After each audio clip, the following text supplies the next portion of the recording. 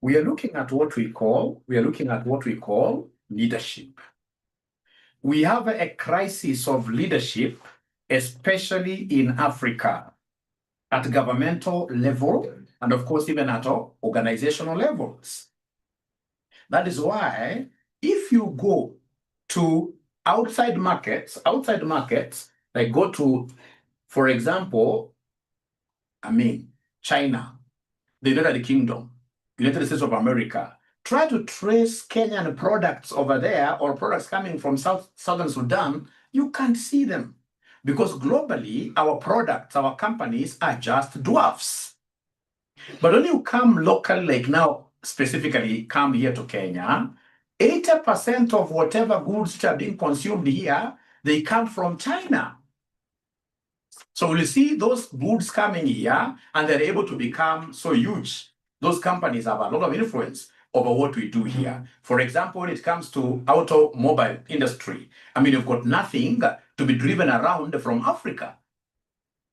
That is the kind of leadership that I would expect us to be talking, because when you see vehicles called Toyota being sold in all global markets, it means that those guys over there, they have a very strong leadership. Ladies and gentlemen, remember, what matters is the tone at the top.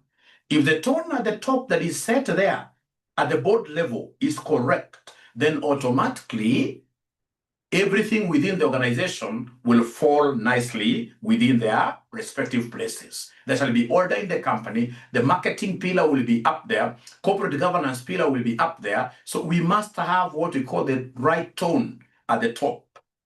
What is the language that the directors are using within the organization?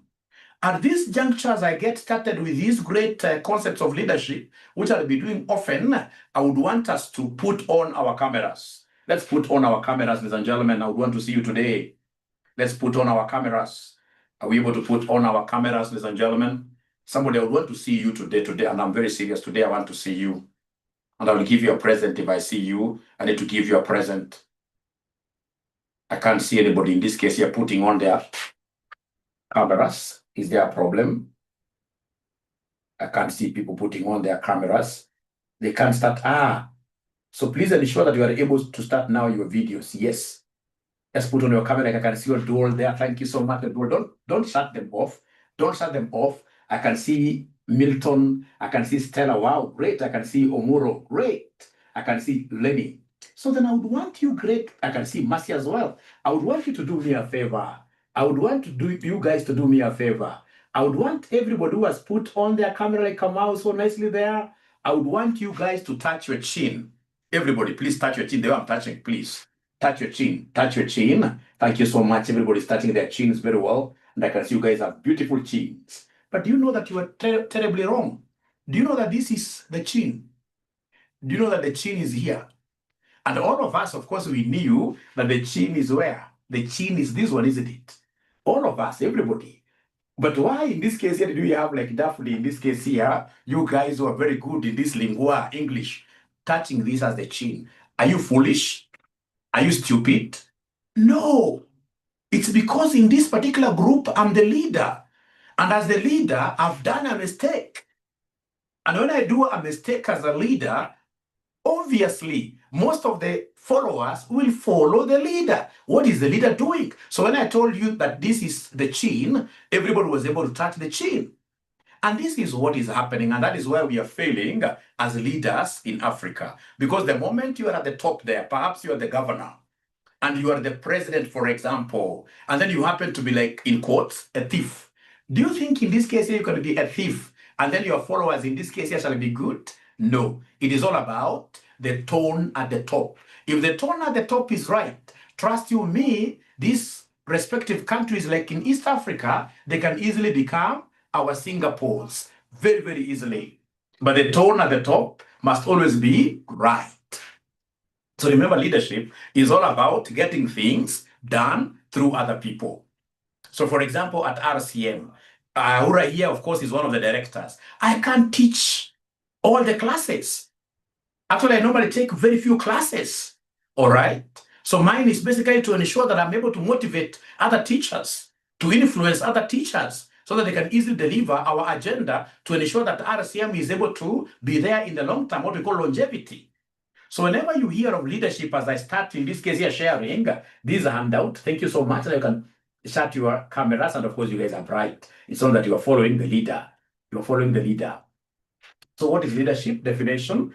Leadership is about influencing individuals or groups to achieve organizational goals. It is not just about power. It is about guiding and motivating. Visionary leaders must have a clear future direction and communicate it to inspire commitment. In terms of ethics and leadership, strong ethical standards are central to leadership because leaders' behaviors set the tone for the whole organization. The tone for the whole organization. If you're not hardworking, there's nobody who will be hardworking. If you're the one of some of those leaders who we say that they like serving tea, you know what we call serving tea in Kenya, you're among those people who like talking so much, gossiping others so much, all right? Then you will end up wasting company time. A good leader shall be visionary. You could be having something very, very small, but if you're visionary and you put all your energies into influencing everybody, show people the way in a very ethical way, then at the end of the day, you'll be able to achieve marvelous things. You shall be a transformational leader, somebody who is able to transform. Look at, for example, Elon Musk. This guy, when he was talking about in some years that we shall be able to have electric vehicles, people are not listening.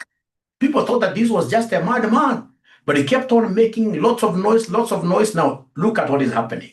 A place like China, if, for example, today you wanted to get a driving license in China, and then you are using, in this case here, the old fuel vehicle, your license will take ages to come. They're trying to discourage people from using these fossil fuels vehicles. They would want people to go the electric way, the solar way of powering these vehicles. But remember, that's a vision that was started by who? Elon Musk, just one man like this. So it's very transformational. And the guy is very ethical. Remember, some time back, he was even becoming bankrupt. Yeah, he's very, very ethical and he works very hard. He's ever in social media. So transformational. Like now, the way at RCM, we believe that one day RCM will become a university. Trust you me.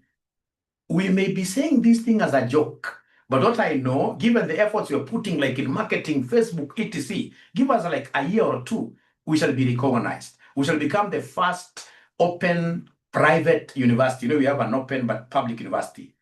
Yeah, it's about seeing this is the way and working so hard to ensure that you reach there.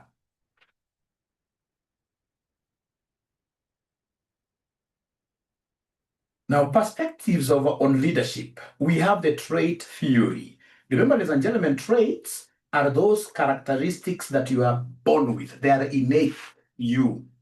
The old management theories, the traits theory, used to tell us that naturally, leaders are supposed to be tall. That if you are tall, then automatically you have all the abilities to become an influencer, to influence people. All right? They told us that if you are charismatic, that if you are able to speak so eloquently, easily, chances are you'll be able to gain lots of what your favor with people. And once you gain lots of favor with people, then you'll be able to influence them. Now, ladies and gentlemen, this brings forth the question, are leaders born or are they made? Which school of thought do you, in this case here, support? Are leaders born or are they made? You simply say born or made.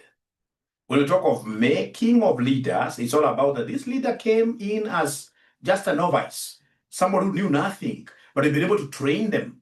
We took them to primary school, secondary school, in this case here, university, it is the land. Now they've been made to become leaders.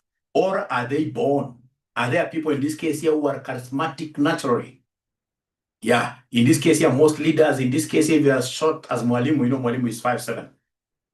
That according to traits theory, then I'm not supposed to be a leader because a leader should be what here? Should be just born, should be tall. They should be born that way. Somebody is saying both. Both, I can't agree more. I can't agree more. I can't agree more. Both, yes. Made and what year? Born. Made and born. So when you talk of traits theory, ladies and gentlemen, it depends. So it's situational. It is situational. Great. So in this case here, a trait approach, the idea is that leaders are born with certain qualities that make them effective. Example, the famous Winston Churchill. He was so charismatic. He knew how to speak very well. He could persuade. He was resilient in wartime. If you remember Winston Churchill, whenever he lost, he always sprang back. Look at Steve Jobs, the Apple man. This guy who died of cancer. Cancer snatched a very important young man from us. Not very young, he was over 50, but I mean, Steve Jobs was very visionary. Passion. He was very passionate. Remember how he was able to, in this case here, all the time. If you ever followed him, you can even follow him today on YouTube. See how he was launching the new iPhones, like iPhone 4, iPhone 5. This guy, the kind of vision that he sold to us before he died is still so strong. That is why some of us, for example, I can easily go and buy iPhone 17 at 250,000 because we believe that every other newer version of iPhone, I mean, is better. But if you compare, because I've been with iPhone for so long, I mean, there is nothing really very different between these iPhone levels, like level 16 and level 17, similar. But you see, because of how he sold the idea, once you have this iPhone, say for 2 years, something will happen and you'll feel like, hey, let me change. Because this guy was transformational. He was able to see far. And he was able, in this case here, to sell all his beliefs to others. And people were able to follow, both customers and employees. All right. So we have, in this case here, Steve Jobs' vision, passionate, creativity, and confidence in innovation. In business exams, you could say an energetic and a persuasive CEO who motivates staff through personal charisma reflects the trait approach. Then we have, in this case here, behavior approach. Now, ladies and gentlemen, when we talk of behavioral theory, this will be those kind of leaders who are both task-oriented and people-oriented. So fine, I would want this task, I would want this activity to be executed. Execution has to be there. I have to push my people. But at the end of the day, ladies and gentlemen, I must know that I'm not dealing with metal. I'm dealing with human beings. So in this case here, I must introduce what we call empathy. You know, we have what we call sympathy and empathy. Sympathy is when you look around and see someone who is poor, who has a begging bowl. And then, of course, you feel sad inside. But when you reach where he is near there, you simply walk by. You don't even throw in even a single coin. But when we talk of empathy, we are saying that you should put yourself in the shoes of this beggar and ask yourself a simple question. If I was this beggar, what would I expect this passerby, people who are passing by, to do? I would expect them to help me. So you put yourself in their shoes. And that is where we have a very strong leadership theory called Elton Mayo, E. Mayo. You know, E. Mayo is the one who came up with this school of thought called what here? School of Human Relations. School of Human Relations. He was able to take some ladies into some experiment. So in this case here, what he was doing, these ladies were sewing or sewing. Sewing is the proper pronunciation. They were sewing. Yeah, in a company in America. It's called General Electric. It's a big farm up to now. Houghton's experiment. Yeah, it was in Houghton. Houghton is a place in America. Houghton's experiment. So those ladies were sewing. Yeah, in this case here, they were using machines. Of course, in this case here, to make dresses. So then he was in this factory and he was trying to test a few things. So this gentleman would go and increase the light. As he increased the lighting, what you observe that these ladies were able to work even faster. They were able to produce more. So he kept on increasing the light every time. As he increased the light, we had in this case here higher productivity. higher productivity. Now, ladies and gentlemen, as this gentleman called Imayo was in the process of doing research, doing his conclusions, saying that what matters best in terms of productivity are what we call the hygienic conditions. If the conditions are hygienic, like you're giving better salary, the light is good, people are able to see things nicely, and therefore they're able to decrease their production. There was power blackout, unfortunately, within his experiment. So during this power blackout, he expected in total darkness that those ladies were not supposed to produce even a single thing, that productivity would simply go down to zero. It never went down to zero. It increased 3 times against the beliefs of Elton Mayo.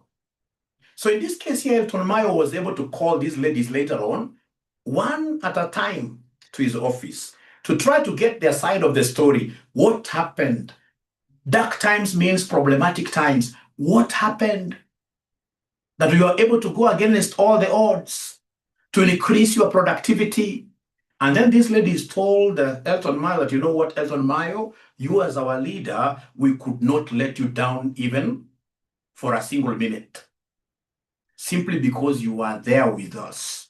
During our dark times, during these dark moments, leaders have to show up. In Africa, whenever companies have issues, like for example, you're told in this case here, the media people have come and they would want to interview the CEO, in most cases, the CEO will run away. The CEO in Africa, because I've been in this business for long, I know. The CEO, when they hear that auctioneers have knocked the door, the CEO will tell you, hey, let's meet tomorrow. They run away. According to Elton Mayo, you must show up.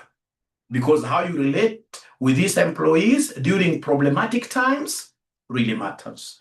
Don't be that kind of a leader when you have not paid salaries, you keep on running away. When you haven't paid your suppliers, you keep on telling the accountants, in this case here, to say that the CEO is sick. And yet, even those suppliers are not stupid. They know at the back door, the CEO is hiding. They know. The governor is hiding. They know. So then Elton Mayo came and called his school of thought what matters most is the human relations. How do you relate with your juniors at the workplace? The moment that relationship is good, then automatically your productivity will go up, regardless of how well you're paying your employees. That actually doesn't matter a lot. It's about the respect you're giving them. So we call it the School of Human Relations or empathy theory. Empathy theory. Are we together, ladies and gentlemen, up to now? Are we together? Is there somebody who is able to understand my explanations? Or am I talking to myself? I like teaching this paper called Strategic Business Leader. Why? Because it's very, very practical. We simply mention these things and you'll be able to just pass in your exams. Yeah, and you'll be able to apply them. You'll be able to apply these things in your normal day-to-day activities. So that's what we call traits theory. And of course, we have in this case here behavioral approach. It focuses on what leaders do, not just who they are, what they do. Leadership effectiveness depends on balancing task-oriented and the people-oriented behaviors. I would want them to work so hard, but at the end of the day, I must recognize that, hey, these are human beings. And here I normally read things on the papers, ladies and gentlemen, and I wonder. So you get at times, in this case here, this is a lady who is coming from maternity leave. So they have been with us, so they have finished their 3 months, their maternity leave. So now they are with us like on the 4th month, they are right. So one day this poor lady comes to the office at around 11. And remember, they were supposed to report in at 8 a.m. And then we get somebody from there in the name of a leader raising their voice against this lady, throwing, in this case here, bad words on them. You should be able to know how to relate with the people. You never know. When somebody has got a very, very young kid, those kids in terms of sleep, at times in this case here, they can really, really do wonders. They can at times in these cases decide to sleep like the whole day, and then at night, in this case here, they would want you to stay now with them. And that is what that poor lady did. Or at times in this case here, they have to rush these kids to the hospital at night. So you can't bring in the issues of like alarm. How comes in this case? No. There are times in this case, even that lady, as she's walking in this case at the office at 11, she's so guilty. The guilt that has consumed her is even enough. You simply ask her name, so and so. How is her? Our great baby. I hope the baby is okay. Give that lady time to even sit and relax. Give her like even 3 or even 4 days. You'll even be surprised. She'll come to explain herself even without you asking her. And everybody in the organization understands. Put yourself in their shoes. It's called behavioral. Yes, we expect you to work, but at the end of the day, you are a person. You are a human being. If you remember very well, we shall be introducing these schools of thought. Like we have somebody we call Frederick Taylor. Frederick Taylor. Frederick Taylor is the father of scientific management. This is the person who came up with what we call piece rate, way of paying workers. Piece rate, way of paying workers, is the person who said that human beings are exactly like water machines. If you pay them on the basis of the pieces they produce, then they produce more. If they produce zero, if they don't work, you give them 0 shillings. So he is really criticized because of what he took human beings for what for machines. No. Under behavioral theory, we must, yes, push our work to be done, but knowing that this work is not being done by machines. These are people, they get tired. I'll always be using China because I know China very well. In China, for example, all factories are required, it's mandatory for all factories to have their employees, after they have their lunchtime snack, which they consume like 15 to 30 minutes, they have a window of about 45 minutes to sleep. And they go and sleep. They have what we call a power nap.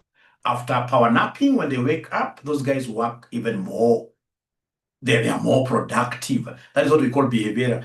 These are human beings. As we push our tasks to be done, simply know that there is what here, the other side of them being what here, the other side of them being humans. I was reading a book.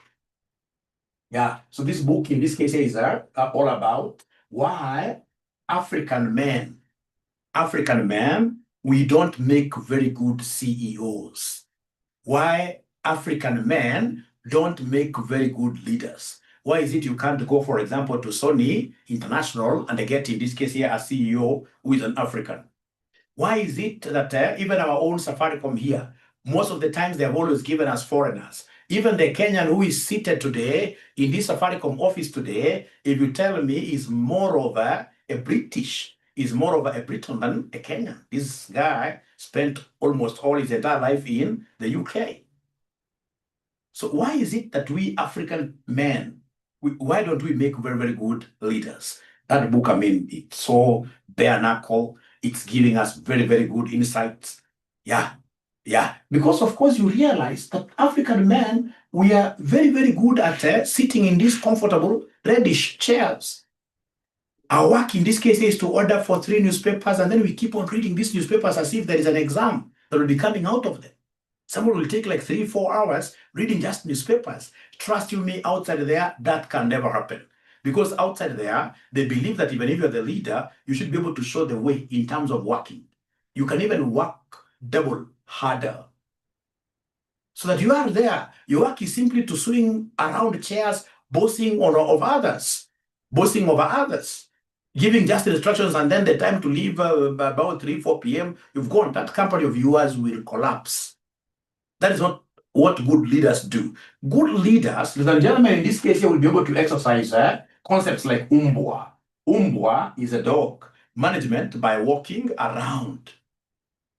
Get to the workstations of your employees. Get to know the kind of problems that they experience every other day. Have, in this case here, short. Don't do very long meetings, like 20-30 minutes with a small group of employees, call others, and that should be very, very well programmed. Yeah, in this case here, somebody called Henry Fayol in his 14 principles of management. Henry Fayol, in his 14 principles of management, Henry Fayol came and gave us this acronym, 14 principles of management. He said, Dad, you see, USSR. Oh, I see. Dad, you see USSR? Oh, I see. How many are these? 1, 2, 3, 4, 5, 6, 7, 8, 9, 10, 11, 12, 13, 14. There are 14 principles of management. Amongst these 14 principles of management, we must give ideation a key position in our company. I stands for initiatives. Having those small meetings, listening to your employees, having an open door policy where they can walk to you and tell you anything. They shall be able to give you ideas. This thing that teaches African men, I'll be talking about women later, to think that there are people, quote unquote, who are stupid in the organization, it's very wrong. Even that cleaner, trust you me, that cleaner must be knowing something that if you happen to do it in the company will be able to, in this case here, get wings and fly. Just listen to people. By the mere fact that you have an MBA or whatever, it doesn't make you any better of a human being. No. We survive through ideation. And in this case here, when we are getting these ideas from these people, we also expect what we call order. Order in the company. That's why if there are meetings or that you're organizing through teams, we call it teams. Yeah, you can easily schedule meetings.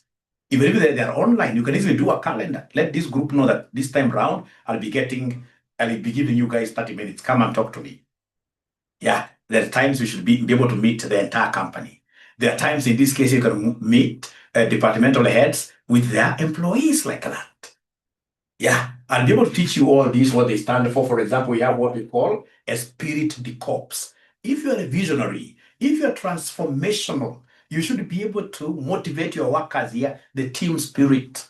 The team spirit. For example, we have R for remuneration, pay your people, good salaries. So long as the company can afford, pay your people good salaries. So why do African men, in this case here, not make very, very good leaders? I wish I could state most of the things that I learned from there. But because some of you are really young, I'm so sure there must be a Canadian here who is 18, 19 years old, so I can't say a lot. If all of you are my age, 45 and something, then I would have also gone bare knuckle, tell you the truth. But this particular person went ahead and told us that most of these African men, they don't make very good leaders because of upbringing, how we were brought up. You see, in that house, when we were very young, we were made by our parents to believe that we are superior. We are superior in respect to the other gender. So it reached a point, class 5, class 6, you were told that you can't even go to the kitchen because you are a man. When you are circumcised, you're told you are a man. So you go ahead and they get into marriage institution, there also you are told you are a man. So when you go in this case here, for example, home with your wife that is also working from town, 5 p.m., when you reach home, what happens? You spread your legs nicely and have that poor lady, of course, as you watch KTN, have that poor lady moving up and down to settle everybody, to even see that homeworks of children have been done. The man in this case here, if, for example, there are some pages of Nation, you would not read during the day, you're still looking up around. And of course, watching news like that, you go to sleep. Even in the morning when you wake up, you don't know where your pair of socks are. When these ladies here travel at times, we even get into problems because, you don't know what happens there. As she is organizing everyone else, you're also being organized as a firstborn. That's what that book was saying. That's not a problem. That is your wife. You can do whatever you want to do to her, but a good man shall not do that. Now the problem comes here. The same gentleman now becomes the CEO of Coca-Cola. When they become the CEO of Coca-Cola, according to this book, now they've been used to things being done for them. So they start looking like everybody in the company is their wife and their children. So they are trying to, issue instructions left, right, and center, including simple things. Somebody who is just carrying his own bag, which is about 3 kilograms or even less, when they're leaving the office, that they have to call somebody who ostensibly is even older than them to carry that bag for them. They don't want to do anything. And you see, leadership, ladies and gentlemen, you lead better by setting examples. I remember one time, because I'm a civil engineer, I was a clerk of works in one of these great buildings. All right, clerk of works, of course, I'm the eye of the client. So the client, of course, he would want the architectural drawings to be interpreted very well and to ensure that whatever has been drawn by the architect is what the contractor is implementing. So I was there, and this building was given to a Chinese. When you get a Chinese engineer, somebody who is being called an engineer in China, a Chinese engineer, This is a guy who will not be seated all through. Yes, he's doing supervision, but there are days will come and say, hey, today we are doing plastering. Yes, please give me that trowel. They'll be able to do plastering, in a way that you'll not believe. And this is an engineer. He finishes like one side of the wall, and then he tells now these other juniors, please do what I've done or even better. In engineer, or rather in Kenya here, in Africa here, which engineer will be able to do that manual work? Even how engineering is being taught in this university, it's so crazy, it's so theoretical. They teach us engineering as if engineering is a white-collar job. And whenever it comes to like constructions, you will always construct like, say, a wall up to, say, 4 you only go like, say, 1 meter up, and then you demolish, and then next time again you're doing. Ladies and gentlemen, leadership is about getting things done by others, but there is the motivational aspect. You need to do some work. You need to do some work, and of course, as you delegate, you should be able to take full responsibility over whatever work that is being done in that organization. Ladies and gentlemen, as I finish, come here. Sorry, I need to be reading your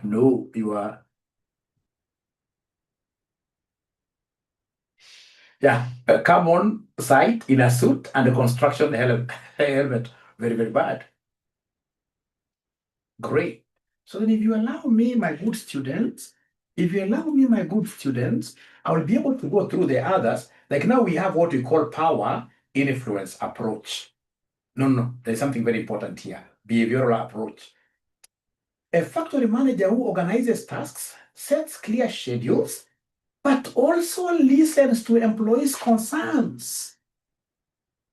Then in terms of behavioral approach, this person will be said to be doing a very, very good job. We have Elon Musk, highly task-oriented. He demands heavy deadlines. His deadlines must be met, but often criticized for weak people-oriented behaviors. Yeah.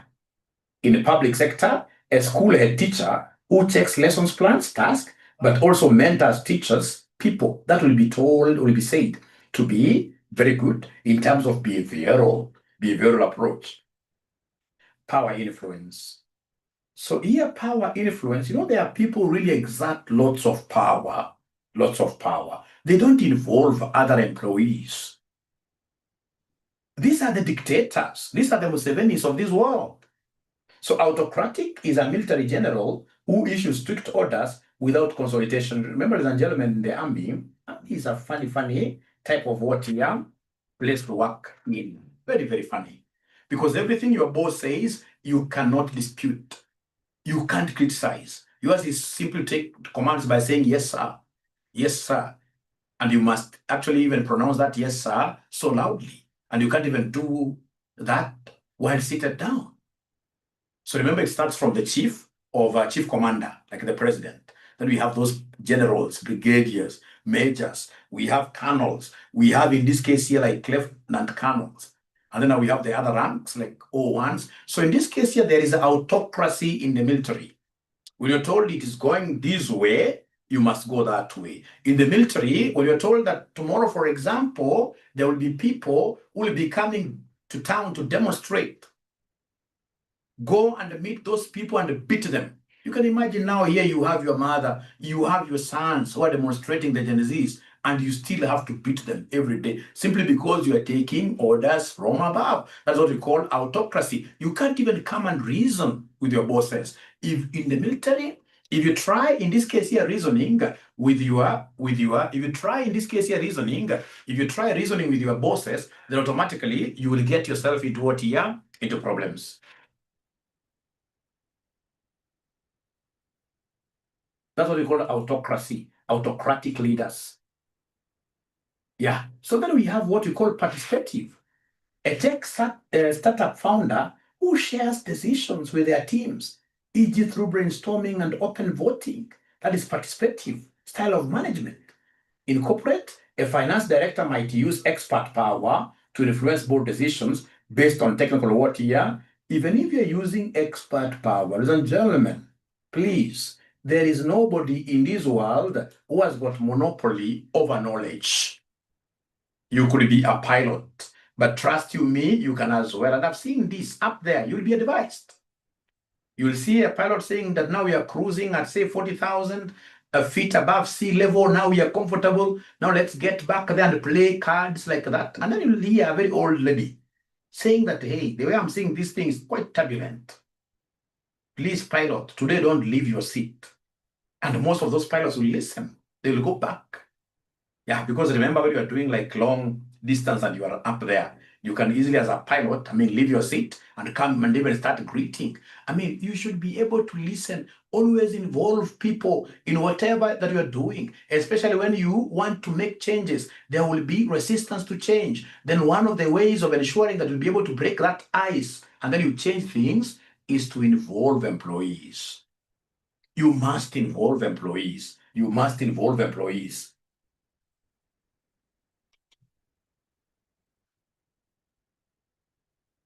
Now, ladies and gentlemen, I can see it is 7:50, and really my wish, this was our very first session for this strategic business leader.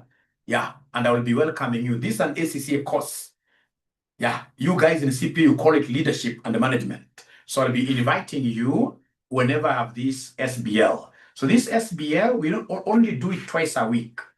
Twice a week, I will be able to give you a timetable, and the SBL ACCA, basically, I give you all the materials, most recent textbooks. I'm now addressing the ACCA students, most recent textbooks. And then once you go through, so we'll be agreeing. For example, next week, I'll tell you in advance that I shall be doing a concept on risk management. How do you need, in this case, what do you need to do as a manager to manage risk in an organization? Once I tell you to do that, you must go to the textbook. So my work will be to come and give you these real life examples in my live sessions, and then I take you to the past paper. And if you do those ACCA past paper questions, if you're a CPA student, you will as well pass 100%. So in this case here, do you think the CPA students, I'm involving you now. Would you like me to be inviting you to these SBL, Strategic Business Leadership classes? I'm involving you now. Yeah, great. You'll be able to learn a lot of stuff. So once I come up with a timetable of these ACCA students, actually the students will be interested a lot. I can even add you to our WhatsApp group. And you can never go wrong. Otherwise, thank you very much for today. Today was just lesson number 1. Let's finish it. Thank you so much. And I can see a student who is inboxing me here that, Mwalimu, you're a good public speaker. I don't know. I wish I was. If I was, I'm so sure I would not be teaching CPA. I would not be teaching ACCA. I would be a politician, isn't it? I will be a politician, but it's something that I also need to keep on working on every now and then so that I can become even better. But I really thank you for that. Great. Then bye, and bye-bye. And I'm happy because you're 40-something. Those who are away from us, how do we get this SBL? I'll be able to share it in the group. Like now, this student from Southern Sudan, for example, was paid for this SBL. I will be able to share it with you on WhatsApp. I have your WhatsApp number, and the other ACCA, 2 students of ACCA, I'll share with you the book in the group. So we shall overcome. Thank you so much. It's good to know that you're gained. Thank you so much. Then bye-bye. Have a lovely night. Thank you.